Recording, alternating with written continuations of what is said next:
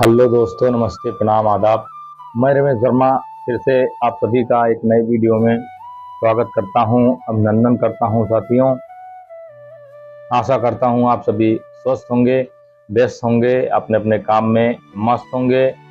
और साथियों, ऊपर वाले से यही दुआ करता हूं कि जो भी लोग, जो भी ऑडियंस मुझे देख रही है, ऊपर वाला उन सबका कल्याण करे, उन सबको उस मकाम पर पहुंचाए जहां पर जीवन में वो जाना चाहते हैं, जिन बुलंदियों को छूना चाहते हैं। ऊपर वाला उन बुलंदियों तक पहुंचाने में आप लोगों की मदद करें। ऊपर वाले से यही रिक्वेस्ट है साथियों। और आप लोगों से विनम्र निवेदन है, जो लोग मेरे इस चैनल पर नए हैं या जिन लोगों ने मेरे इस चैनल को सब्सक्राइब नहीं किया है, आप लोग प्लीज़ मेरे इस चैनल को सब्सक्राइब करिए, लाइक करिए और शेयर करिए। यही रिक्वेस्ट है साथियों, क्योंकि आप लोग मेरे चैनल को लाइक, सब्सक्राइब, शेयर करेंगे तो उससे जो है मेरा हौसला अफजाई होगा। और साथियों, आपका साथी आपके लिए मोटिवेशनल विचार, मोटिवेशनल शायरी, मोटिवेशनल स्टोरी आपके सामने सदैव लाता रहूँगा साथियों। और आज मैं रमेश वर्मा फिर से एक नए जोश, जज्बे और जुनून के साथ में आप लोगों के सामने उपस्थित हूँ। और आप लोगों से यही रिक्वेस्ट है कि साथियों, कोई भी इंसान छोटा और बड़ा नहीं होता है। अगर छोटा बड़ा इंसान होता है तो केवल अपने सोच से होता है। तो साथियों, जैसा आप सोचोगे वैसा आप बनोगे। तो जिंदगी में अगर कुछ बड़ा करना है तो उसके लिए हमें बड़ा सोचना पड़ेगा, क्योंकि अगर हम बड़ा नहीं सोचेंगे तो बड़ा करेंगे कैसे। जी हाँ साथियों, बिल्कुल, बड़ा सोचेंगे नहीं तो बड़ा कैसे करेंगे। साथियों, एक बात कहूँगा आप लोगों से कि मिटा दो हर नाकामी की दीवार। साथियों, मिटा दो हर नाकामी की वो दीवार और लिख दो एक नया इतिहास अपने जीवन का। लिख दो एक नया इतिहास अपने जीवन का। मिटा दो हर नाकामी की लकीरों को। जी हाँ साथियों, इंसान जब तक अपने मन में संकल्प नहीं लेता है, अपने आप से संकल्प नहीं होता है, अपने आप से वचनबद्ध नहीं होता है, तब तक इंसान कुछ नहीं कर सकता है। तो साथियों, आप लोग भी एक नए जज्बे और जुनून के साथ में आगे बढ़ें, यही ऊपर वाले से हमारी कामना है। जी हाँ साथियों, और कुछ भी करिए, आप अपने बड़े बुजुर्ग माँ बाप के आशीर्वाद से करिए। जी हाँ साथियों, अगर बड़े बुजुर्ग माँ बाप का आपके साथ आशीर्वाद रहेगा तो आप जीवन में कभी फेल नहीं हो सकते हैं, क्योंकि प्रार्थना और आशीर्वाद में साथियों असीम शक्ति होती है। असीम शक्ति होती है प्रार्थना और आशीर्वाद में। बस साथियों, आप आपको ये फील करना है कि आप कितना उसका अनुभव करते हैं, कितना आप मानते हैं। लेकिन मेरा मानना है कि ऊपर वाले का आशीर्वाद और माँ बाप का आशीर्वाद लेकर अगर कोई काम किया जाए तो जीवन में आप सदैव आगे ही आगे बढ़ते जाएंगे, पीछे नहीं जाएंगे। जी हाँ साथियों, तो इसीलिए कहता हूँ कि कोई भी काम शुरू करिए तो अपने बड़ों का आशीर्वाद, माँ बाप का आशीर्वाद सदैव लीजिए। तो साथियों, जीवन में कितनी भी परेशानियां आए, कितना भी संघर्ष करना पड़े, लेकिन हार नहीं मानने का साथियों, हार नहीं मानने का। क्योंकि इंसान जो है, अगर मन से हार गया तो समझिए बिल्कुल हार ही गया, लेकिन अगर तन से हारा है तो उसको हारा नहीं कह सकते हैं। लेकिन मन से इंसान जो हार गया वो समझिए खत्म हो गया। जी हाँ साथियों, परिस्थितियां कितनी भी बुरी आए, लेकिन हमें सदैव ऊपर वाले का धन्यवाद देना चाहिए, क्योंकि परिस्थितियां हमें और मजबूत करने के लिए आती हैं, हमें मजबूत करने के लिए आती हैं। लेकिन अगर हमारी सोच पॉजिटिव रहेगी, सोच हमारी पॉजिटिव रहेगी, तभी हम सोच पाएंगे कि नहीं, ये परिस्थितियां हमारे लिए जो है प्रतिकूल हैं कि अनुकूल हैं। तो साथियों, ये हमें सोचना है कि हमारी जो बुरी परिस्थिति है उसका हमें धन्यवाद देना चाहिए कि हमें उसका तिरस्कार करना चाहिए, या ऊपर वाले का हमें धन्यवाद देना चाहिए कि ऊपर वाले को हमें कोसना चाहिए। जी हाँ साथियों, यही बात है। और मैं एक छोटी सी कहानी आप लोगों को सुनाता हूँ। कहानी अगर आप लोगों को अच्छी लगे तो इस कहानी को लाइक करिएगा और शेयर जरूर करिएगा साथियों, कमेंट करिएगा। साथियों, एक पक्षी था, वो भटकते भटकते रेगिस्तान में पहुंच गया था। और रेगिस्तान में पहुंच गया था, वहां पर न भोजन उसको मिल रहा था, न पानी मिल रहा था, ना ही पेड़ पौधे थे। एकदम वो व्याकुल था, पागल हो गया था, मरने की कगार पर था। उसके पंख वगैरह सब गर्मी की वजह से झड़ चुके थे। भूख हमेशा लगी ही रहती थी, कुछ मिलता ही नहीं था खाने के लिए, पानी तो था ही नहीं। तो बेचारा तड़प रहा था रेगिस्तान में, पंख उसके झड़ चुके थे, और पंख जब तक रहेगा नहीं तब तक वो दूसरे स्थान को पलायन भी नहीं कर सकता। तो वो तड़प रहा था, और एक दिन आसमान में उसने गरुड़ पक्षी जो होता है, गरुड़ को उड़ते हुए देखा। तो उसने आवाज लगाई, गरुड़ को आवाज लगाई और बुलाया। तो गरुड़, ये विष्णु भगवान का वाहन होता है, गरुड़ वाहन है, विष्णु भगवान का वाहन जो है, वाहन माना जाता है गरुड़ को। तो उसने बुलाया और गरुड़ महाराज के सामने हाथ जोड़ा, ये महाराज कहाँ आप जा रहे हैं? तो उन्होंने बोला कि मैं तो जा रहा हूं, स्वर्ग को जा रहा हूं अपने स्वामी के पास। तो उन्होंने कहा, तो उस पंछी ने कहा कि आपसे मेरा हाथ जोड़ के निवेदन है कि वहां पर जाकर ऊपर पूछिएगा, ऊपर वहां पर जाके पूछिएगा मेरे बारे में कि पक्षी की दशा इतनी खराब क्यों है और कब तक मेरी दशा खराब चलेगी, और जाके जो है आप वहां पर पूछिएगा। तो गरुड़ महाराज ने बोला कि ठीक है पक्षी, मैं जो है जाऊंगा वहां और पूछूंगा।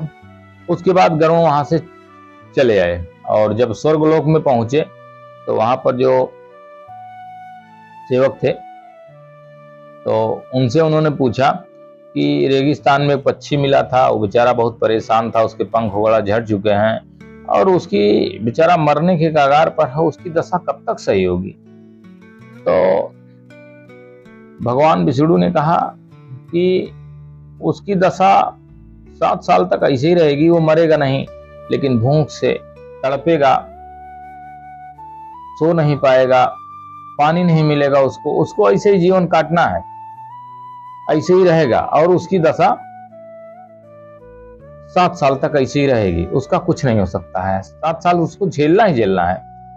तो गरुड़ ने कहा कि अरे स्वामी देख लीजिए, बहुत परेशान है, आखिर कुछ तो उपाय होगा उसका, कुछ उपाय बता दीजिए जिससे उसका कल्याण हो सके। बेचारा बहुत परेशान है, पंख भी झड़ चुके हैं, वो कहीं पलायन भी नहीं कर सकता है, आखिर कुछ तो उपाय होगा। तो काफी कुछ सोचने के बाद विष्णु भगवान ने बोला कि हाँ, एक उपाय एक है, उससे ज्यादा तो कुछ नहीं है, लेकिन एक छोटा सा वो है, उससे जाके बोल देना कि जब भी उसको कोई दिक्कत हो तो हमेशा ऊपर वाले को धन्यवाद कहेगा, भूख लगेगी तो धन्यवाद बोलेगा, पैर उसके जलेंगे रेगिस्तान में तो धन्यवाद बोलेगा। मतलब जो भी जब जब परेशानी है, जब जब उसको दर्द का एहसास हो, तब तब वो जो है ऊपर वाले का धन्यवाद करे। तो गरुड़ ने कहा ठीक है स्वामी, हम उसको बता देंगे। अब उसके बाद गरुड़ वहां से चले आए और आके पक्षी से बोले कि देखिए, आपकी दशा तो भाई 7 साल के पहले नहीं सुधरने वाली है, लेकिन आप एक काम करिएगा कि जब जब आपको प्रॉब्लम फील हो तब तक ऊपर वाले का धन्यवाद दीजिएगा कि प्रभु आपका बहुत बहुत धन्यवाद, आपका बहुत बहुत धन्यवाद, आपका बहुत बहुत धन्यवाद। तो उसने, पक्षी ने कहा कि ठीक है, कोई इशू नहीं है, मैं ऐसा ही करूंगा।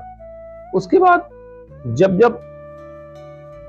जब प्रॉब्लम आती, उसको भूख लगती, तब तब प्रभु का वो धन्यवाद करता कि प्रभु बहुत बहुत धन्यवाद आपका, मुझे इस हाल में रखने के लिए बहुत बहुत धन्यवाद आपका, बहुत बहुत आभार।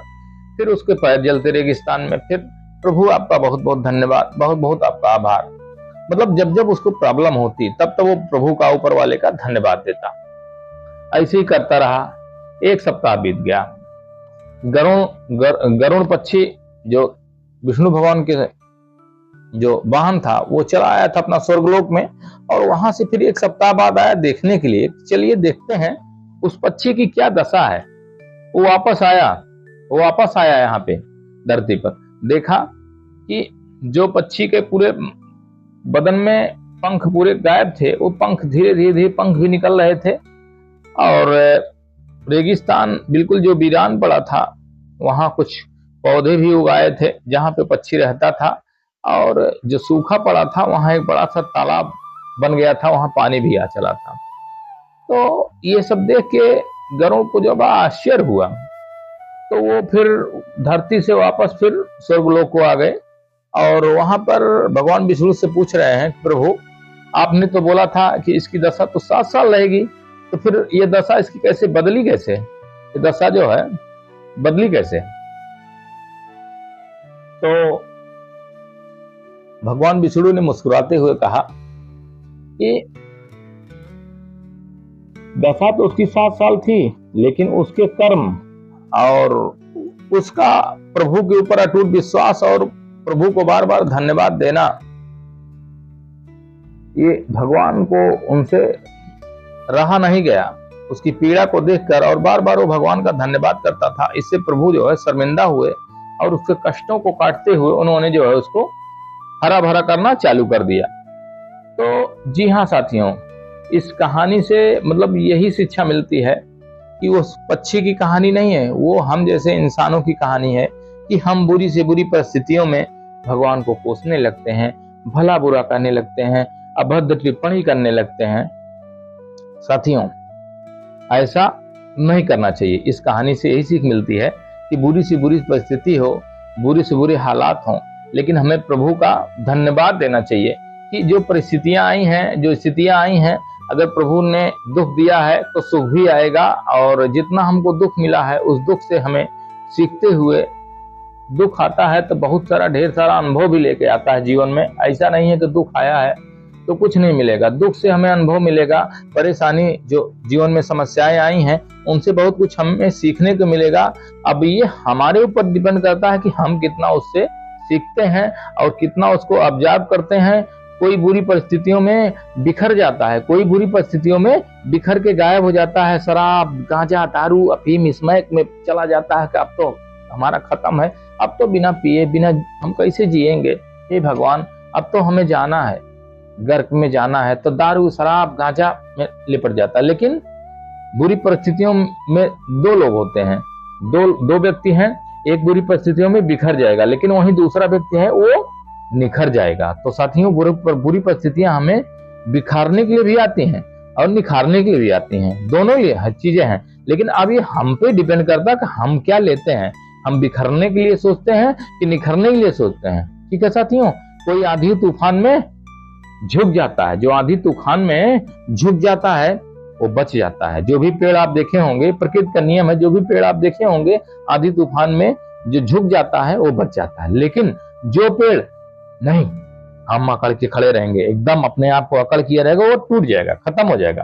तो साथियों, प्रकृति हमें बहुत कुछ सिखाती है, बस बशर्ते जरूरत है हमें सीखने की, हमें आत्मसात करने की जरूरत है। सारी शक्तियां इस ब्रह्मांड में निहित है, बहुत कुछ इस ब्रह्मांड में। ये नहीं है कि आज हमारे पास गरीबी है तो जिंदगी भर गरीबी रहेगी, वो मेरे ऊपर डिपेंड है कि मैं कितना लेता हूं, मैं कितना सीखता हूं, मैं कितना मेहनत करता हूं। साथियों, वीर भोग्य वसुंधरा, इस धरती का भोग जो है वीर पुरुष ही करते हैं, भोग वीर पुरुष ही करते हैं। याद रखना साथियों, बुरी परिस्थितियों में कोई बिखर जाता है और कोई निखर जाता है। समझ रहे हैं साथियों? इस बात को आप अपने दिल दिमाग में बैठा लीजिएगा। बुरी परिस्थितियां हमें निखारने के लिए आती हैं, बिखारने के लिए नहीं आती हैं। लेकिन बहुत सारे हमारे साथी हैं जो बिखर जाते हैं। बुरी परिस्थितियों में हमें रास्ता खोजना चाहिए, हमें रास्ते से भटकना नहीं चाहिए, हमें रास्ते की तलाश करना चाहिए, बेहतर से बेहतर रास्ते की तलाश करनी चाहिए। अपने मानसिक संतुलन को बनाए रखना चाहिए। अपनी बुरी परिस्थितियों में हमें नर्वस नहीं होना चाहिए, एक अच्छे पेशेंस के साथ में धैर्य बनाए रखना चाहिए और ऊपर वाले को याद करते हुए एक अच्छा काम करना चाहिए। ऊपर वाले को याद करते हुए कोई भी काम आप करेंगे तो निश्चय ही सफल होगा साथियों।